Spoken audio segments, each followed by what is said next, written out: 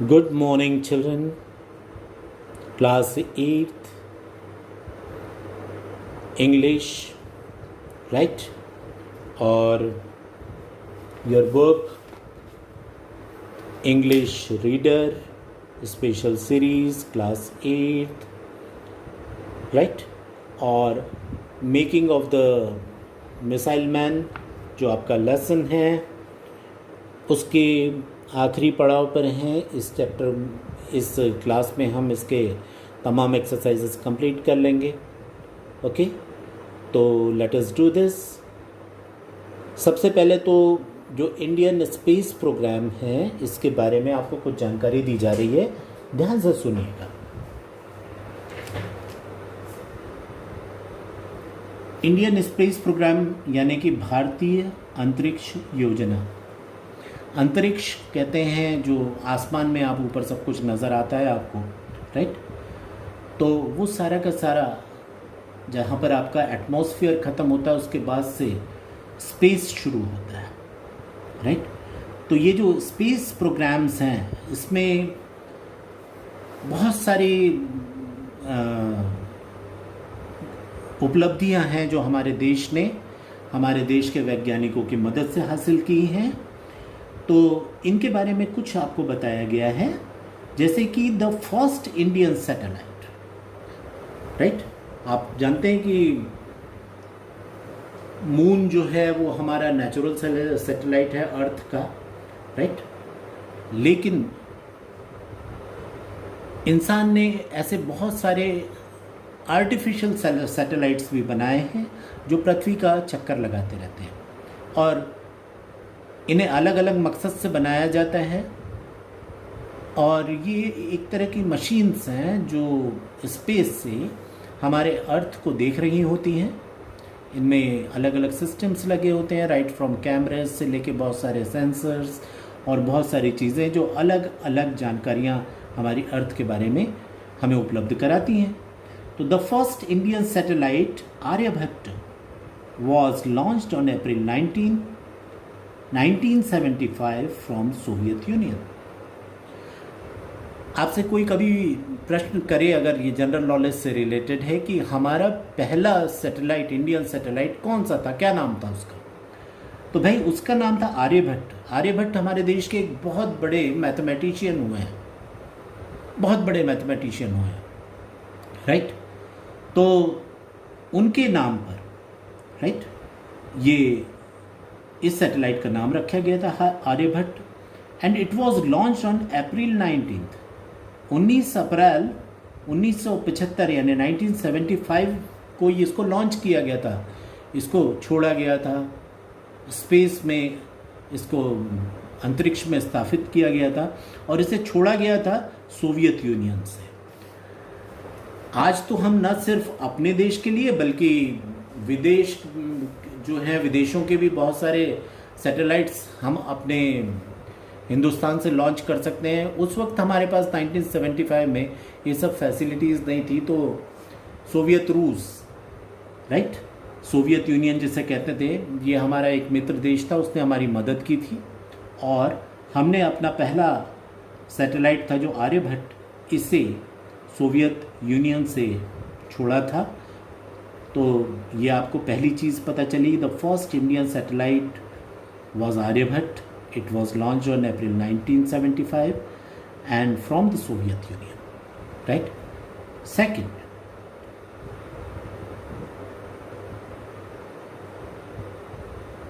Bhaskar 1 was launched on June 7, 1979 from the Soviet Union। 75 में एक हमने सैटेलाइट लॉन्च किया, उसका नाम था आर्यभट्ट। इसके बाद एक और सैटेलाइट हमने बनाया जिसका नाम था भास्कर 1, राइट?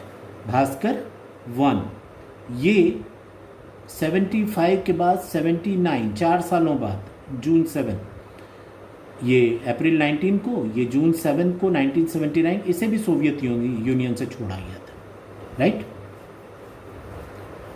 तो ये दूसरा आपके पास जानकारी आई।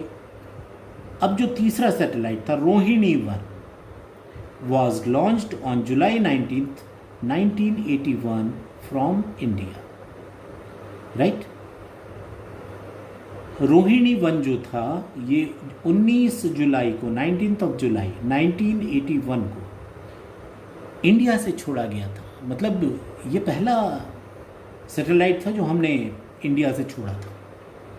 पहला सैटेलाइट जो हिंदुस्तान की तरफ से छोड़ा गया था वो सोवियत यूनियन से, वो 75 में था, और इंडिया से जो पहला छोड़ा गया था वो रोहिणी 1 था जो 1981 में छोड़ा गया। यानी मात्र 6 सालों में हमने अपने आप को इस काबिल बनाया कि हम अपने सैटेलाइट अपने ही देश से लॉन्च कर सकें, right.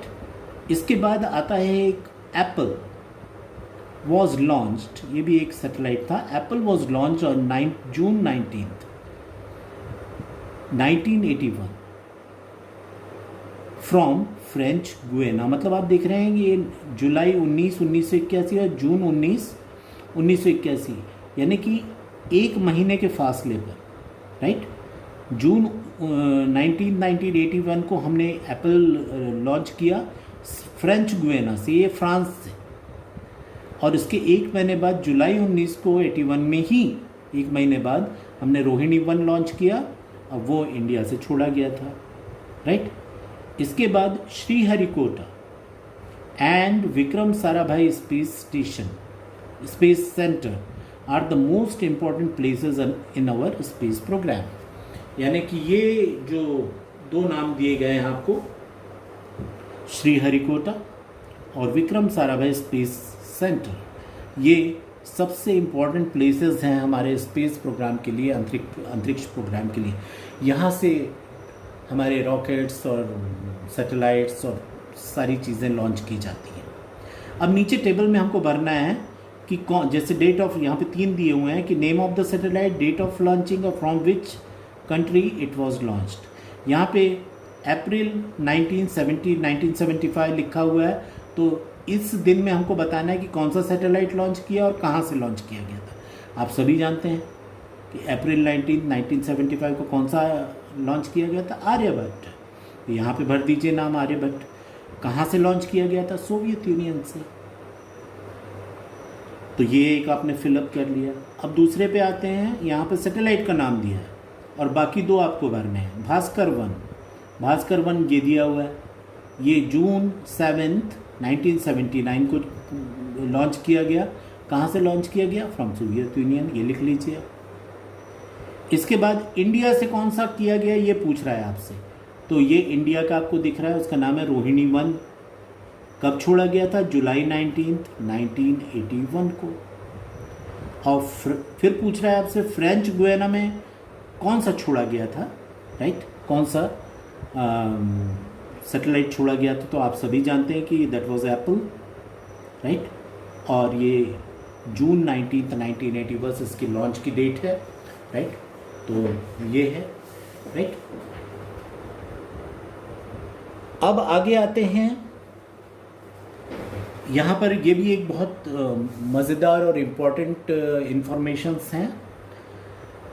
Here are the clues about our genius mathematician Srinivas Ramanujan. On the basis of the clues, write a few lines, few sentences about Ramanujan. Ramanujan हमारे देश के, राइट, बहुत बड़े मैथमेटिशियन थे, बहुत ही बड़े, राइट, मॉडर्न मैथमेटिशियन है। आर्यभट्ट वगैरह की जिनकी बात करते हैं वो भी बहुत महान थे, लेकिन वो बहुत प्राचीन काल के थे, राइट। ये जो थे रामानुजन, सॉरी, जिनका नाम था श्रीनिवास रामानुजन, इनका डेट ऑफ बर्थ 22 दिसंबर 22 दिसंबर 1887 को ये पैदा हुए थे। प्लेस ऑफ बर्थ कहाँ हुए थे, इरोडे इन तमिलनाडु। इरोडे करके एक जगह है तमिलनाडु में, वहाँ पे हुए थे। फैमिली हम्बल, मतलब काफ़ी गरीब थी परिवार जो था। पहली नौकरी कहाँ की इन्होंने, मैड्रास पोर्ट ट्रस्ट। इनका पसंदीदा सब्जेक्ट, फेवरेट सब्जेक्ट, मैथमेटिक्स। किस यूनिवर्सिटी से इन्होंने पढ़ाई की, Cambridge, London, for research in mathematics. ये पढ़ाई करने के लिए आगे कैम्ब्रिज गए, London, for research in mathematics, mathematics में रिसर्च के लिए। पब्लिश्ड पेपर्स, जब आप कुछ नया करते हैं तो वो सब साइंटिफिक जर्नल्स में पब्लिश होती है वो चीज़ें। तो किसी के 1, 2, 4, 5 अगर पब्लिश हो जाते हैं तो बहुत बड़ी मानी जाती बात कि आपने 5 पेपर पब्लिश कराए या 4 पेपर पब्लिश कराए। इनके 20 पेपर्स पब्लिश हुए थे, 20 रिसर्च पेपर्स पब्लिश हुए थे। अवार्ड्स, कौन कौन से इनको अवार्ड्स वगैरह मिले? ट्रिनिटी कॉलेज फेलोशिप, एक बहुत ब्रिटेन का माना हुआ कॉलेज है ट्रिनिटी कॉलेज, वहाँ की फेलोशिप मिली। और date of death 20 April 1920, right. तो बहुत इनका छोटा जीवन काल रहा, मात्र 33 इयर्स की एज में इनकी डेथ हो गई थी। लेकिन इन 33 इयर्स में इन्होंने गणित के लिए इतना काम किया कि जो आज भी हमारे देश के लिए, हमारे देश के जो गणितज्ञ हैं उनके लिए बड़ा गर्व का विषय है, राइट। तो इनके बारे में आपसे कहा जा रहा है कि इनके बारे में आपको कुछ ये जानकारियाँ दी हैं, उससे आपको कुछ सेंटेंसेस इनके बारे में लिखने हैं, ठीक है। तो जो हमने लिखा है वो आप देख सकते हैं यहाँ पर, राइट, कि Srinivasa Ramanujan was born on 22 of December 1887 in Irodin, Tamil Nadu. He belonged to a very humble family.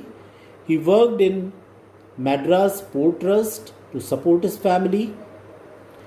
His favorite subjects was mathematics.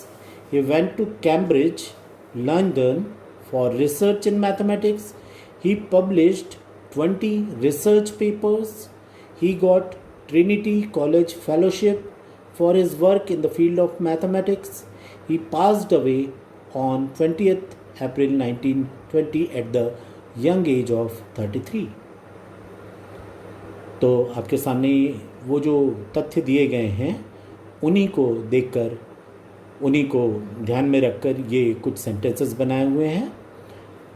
ये कॉम्प्रिहेंशन है सारा कुछ कि आपको अपने मन से कुछ सेंटेंसेस दिए गए सब्जेक्ट्स पर बनाना आना चाहिए, राइट। वही कोशिश हमने की है यहाँ। तो मैं चाहूँगा कि इसे आप खुद भी कर सकते हैं, और कोई दिक्कत हो तो मैंने आपको कर ही दिया है। अब इस लेसन की आखिरी एक्सरसाइज जो है, राइट, वो है कि here is a 10-point oath for you from our missile man, read it carefully and try to follow it. देखिए, हमारे किसी महापुरुष के बारे में पढ़ना, किसी ग्रेट मैन के बारे में पढ़ना, राइट, और पढ़कर भूल जाना, ये बड़ा आसान है और इससे कोई फ़ायदा नहीं होता। बात तो तब है जब आप उनके बारे में पढ़ें और उनसे प्रेरणा लें, और प्रेरणा लेकर आप भी कुछ अच्छे काम करके दिखाएं, तब तो कोई बात है। तो यहाँ पर आपको एपीजे अब्दुल कलाम के बारे में बता दूँ। डॉक्टर अब्दुल कलाम स्टूडेंट्स से, बच्चों से बड़ा प्यार करते थे, और वो मानते थे कि हमारे देश का भविष्य हैं ये बच्चे।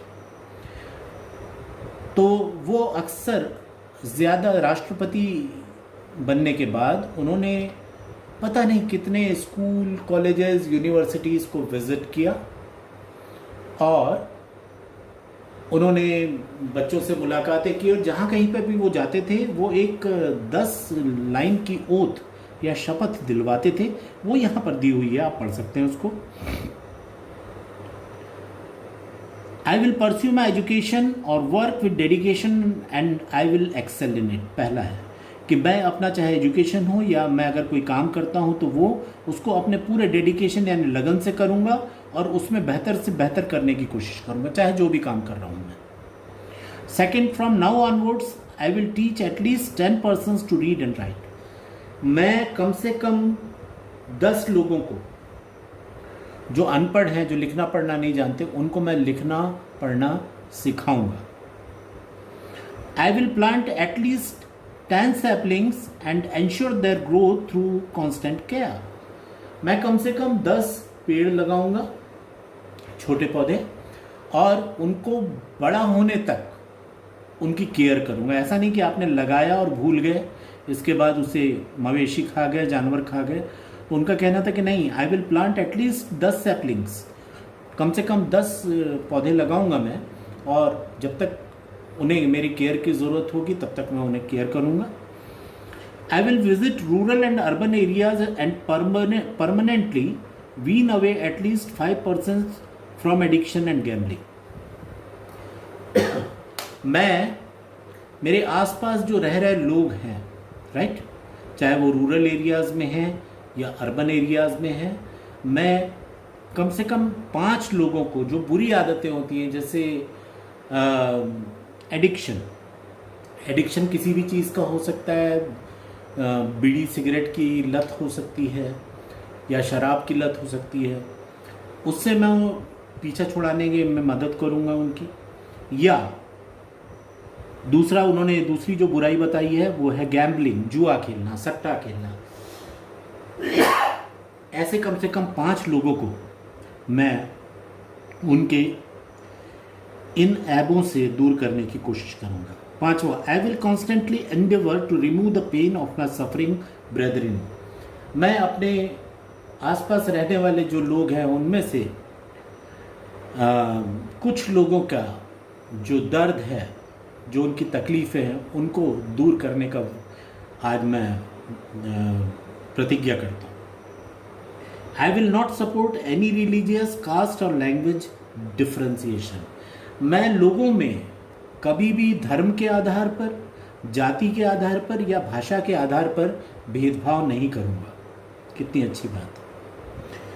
I will be honest and endeavor to make a corruption-free society.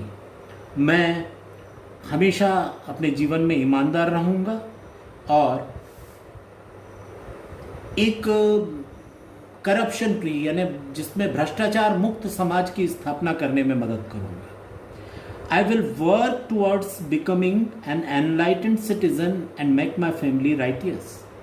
मैं इस देश का एक जागरूक नागरिक बनूंगा। एनलाइटेंड का मतलब होता है जागरूक, नॉलेजेबल, और अपनी फैमिली को मैं हमेशा सही रास्ते पर ले जाऊंगा। I will always be a friend of the mentally and physically challenged and will work hard to make them feel normal like the rest of us. वो लोग जो मानसिक रूप से या शारीरिक रूप से किसी तरह से उनमें अपंगता है या वो फिजिकली चैलेंज्ड है, मैं उनके साथ भी अच्छा व्यवहार करूंगा और उन्हें एक नॉर्मल व्यक्ति की तरह ट्रीट करूंगा और नॉर्मल बनने में उनको मदद करूंगा। I will proudly celebrate the success of my country and my people. मैं अपने देश और अपने देशवासियों की जो सक्सेस है, राइट, उसको बहुत गर्व के साथ सेलिब्रेट करूंगा कि हमारे देश का कोई भी व्यक्ति, चाहे वो हमारी क्रिकेट टीम हो, फुटबॉल टीम हो, हॉकी टीम हो, कोई साइंटिफिक रिसर्च हो, कोई सोशल वर्क हो, जो कुछ भी हमारे देश में अच्छा होता है उस पर मैं बहुत गर्व महसूस करूँगा, राइट, और उसको सेलिब्रेट करूँगा, राइट। तो ये तो थे आपके जो भी यहाँ पर इन्होंने एपीजे अब्दुल कलाम जो 10 ओथ दिलवाया करते थे, 10 पॉइंट ओथ, ये मैंने आपको बताई। यहाँ पर बी वाला है, collect the information about all Indians who have received the Nobel prize, name, area, year etcetera and write it in your notebook. ये मैंने कलेक्ट की है और मैंने लिखा है यहाँ पर कि ऐसे इंडियंस जिन्हें नोबेल प्राइज़ मिला है, जो कि सबसे बड़ा पुरस्कार माना जाता है नोबेल पुरस्कार, तो कितने लोग हैं जिन्हें नोबेल पुरस्कार मिला है, राइट, और उनके नाम, कहाँ के रहने वाले हैं और किस एरिया, और एरिया का अर्थ यहाँ पर यह है कि जो नोबेल प्राइज़ हैं वो कुछ अलग अलग क्षेत्रों में दिए जाते हैं, जैसे मेडिसिन में, जैसे फिज़िक्स में, जैसे केमिस्ट्री में, जैसे लिटरेचर में, जैसे पीस प्राइज़ शांति के लिए, तो अलग अलग क्षेत्रों में दिए जाते हैं। तो इन्हें किस क्षेत्र में दिया गया और कौन से साल मिला, तो ये मैंने कुछ बनाए हैं, यहाँ पे लिखे हैं, आपको भी करना चाहिए, राइट। यहाँ पर जो इंडियन सिटीजन्स हैं वो मुझे, जो मेरी जानकारी में है, वो ऐसे 5 लोग हैं हिंदुस्तान के जिन्हें ये दिया गया है। पहला है 1913 में सबसे पहला नोबेल पुरस्कार किसी इंडियन को दिया गया था, वो है हमारे गुरुदेव रविन्द्रनाथ टैगोर, जिनका लिखा हुआ राष्ट्रगान हम रोज गाते हैं, जनगण मन। इन्हें लिटरेचर पर पुरस्कार भी दिया गया था, नाम था गीतांजलि, आप सभी जानते हैं। दूसरे वैज्ञानिक थे सीवी रामन, इन्हें 1930 में दिया गया था फिजिक्स में। 1979 मदर टेरेसा, इनको पीस प्राइज मिला था, शांति नोबेल शांति पुरस्कार। 1998 में अमर्त्य सेन को इकोनॉमिक्स में पुरस्कार दिया गया था, अर्थशास्त्र में। और 2014 में कैलाश सत्यार्थी, जो हमारे मध्य प्रदेश के बैतूल के रहने वाले हैं, उन्हें नोबेल पीस प्राइज दिया गया था। इन्होंने छोटे छोटे बच्चे जो होते हैं उनके लिए बहुत काम किया है, राइट। तो ये तो वो हैं जो यहीं रहे, राइट, और हिंदुस्तानी नागरिकता के लोग थे ये लोग। इसके अलावा इंडियन ओवरसीज की, हिंदुस्तान में तो पैदा हुए लेकिन ये बाहर सेटल हो गए थे, ऐसे 3 लोग मुझे पता चले कि डॉक्टर हरगोविंद खुराना, इनको मेडिसिन में मिला था, ये 1968 में इनको ये प्राइज़ दिया गया था। ये यूएसए, और ये पैदा हुए थे रायपुर, लेकिन ये रायपुर छत्तीसगढ़ वाला रायपुर नहीं है भाई, ये पाकिस्तान में भी एक रायपुर है, वहाँ पे पैदा हुए थे। पाकिस्तान उस वक्त बना नहीं था, राइट, जब ये पैदा हुए थे तब वो एक अखंड भारत था, तो हिंदुस्तान और पाकिस्तान एक ही होता था, तो वहाँ पर ये पैदा हुए थे। बाद में ये अमेरिका में सेटल हो गए, राइट। तो इनको 1968 में मिला था। 1983 में सुब्रमण्यम चंद्रशेखर, इनको फिजिक्स के लिए मिला, ये भी अमेरिकन नागरिक थे, राइट। और इनका भी जन्म लाहौर में हुआ था, पाकिस्तान जो आज का है वहाँ पर, राइट। तीसरे हैं वेंकट रामन रामकृष्णा, इन्हें केमिस्ट्री में मिला था। ये 2 देशों में रहे हैं, यूके यानी कनाडा, यूनाइटेड किंगडम और USA, right. Born in Chidambaram, Chidambaram एक तमिलनाडु में एक जगह है, वहाँ पर ये पैदा हुए थे, राइट। इसके अलावा फॉरेनर बॉर्न इंडियंस, कुछ ऐसे विदेशी भी हैं जो कि बाहर तो रहे मगर ये बाहर के नागरिक थे, right. Foreigners born in India 1902 Ronald Ross, medicine, born in Almora, Almora एक उत्तर प्रदेश में, सॉरी हिमाचल प्रदेश का एक छोटा सा गांव है अल्मोड़ा, वहाँ पर ये पैदा हुए थे। बाद में इनके जो पिताजी थे ये ब्रिटिश आर्मी के में कोई ऑफिसर थे। इन्होंने मलेरिया के लिए कुनैन की खोज की थी, इस पर इनको मेडिसिन के लिए दिया था उन्हें 1902 में। 1907 में रूडयार्ड किपलिंग को लिटरेचर पे मिला था, ये यूके के नागरिक थे, यूनाइटेड किंगडम के। ये बॉम्बे में पैदा हुए थे, लेकिन बाद में रूडयार्ड किपलिंग का आप नाम सभी जानते हैं, जंगल बुक, मोगली, ये सारा कुछ इन्हीं का रचा हुआ है। इसके बाद 1989 में दलाई लामा को पीस प्राइज़ दिया गया। दलाई लामा वैसे तिब्बत के हैं लेकिन इंडिया में ही रहते हैं, और बॉर्न इन टकेत्सर, TAKTSER, तिब्बत में, राइट। और 2001 में VS नाइपॉल, इनको लिटरेचर में मिला है, ये यूके बॉर्न हैं हिंदुस्तानी, मतलब इनके जो पेरेंट्स वगैरह थे, फोरफादर्स, और ये यूके के हैं, लिटरेचर पे मिला है। Born in Chaguanas, Trinidad and Tobago, यहाँ पर ये पैदा हुए थे, राइट। तो ये मैंने कुछ कलेक्शन की है फैक्ट्स का जनरल नॉलेज के लिए। आपके सामने किताब है तो आप इसको अगर पढ़ पा रहे हो तो नोट डाउन कर सकते हैं, और मोबाइल फ़ोन्स आपके हाथ में, गूगल आप कर सकते हैं, बहुत सारे इसके बारे में जानकारी इकट्ठा की जा सकती है। तो इस तरह से भाई ये चैप्टर जो है आपका कंप्लीट होता है, राइट। अगला चैप्टर जो है इसकी शुरुआत द फॉल्स फ्लाइट, एक छोटा सा चैप्टर है जो एक पीरियड में कंप्लीट हो जाएगा, ये अगले पीरियड में बताऊंगा मैं। और ये बहुत ही मज़ेदार कहानी है, द फॉल्स फ्लाइट, राइट। इसके बारे में मैं चाहूँगा कि आप लोग खुद ज़रा पढ़ के रखें और मज़ा लें, बहुत मज़ेदार है ये, है ना। So thank you all very much, thank you.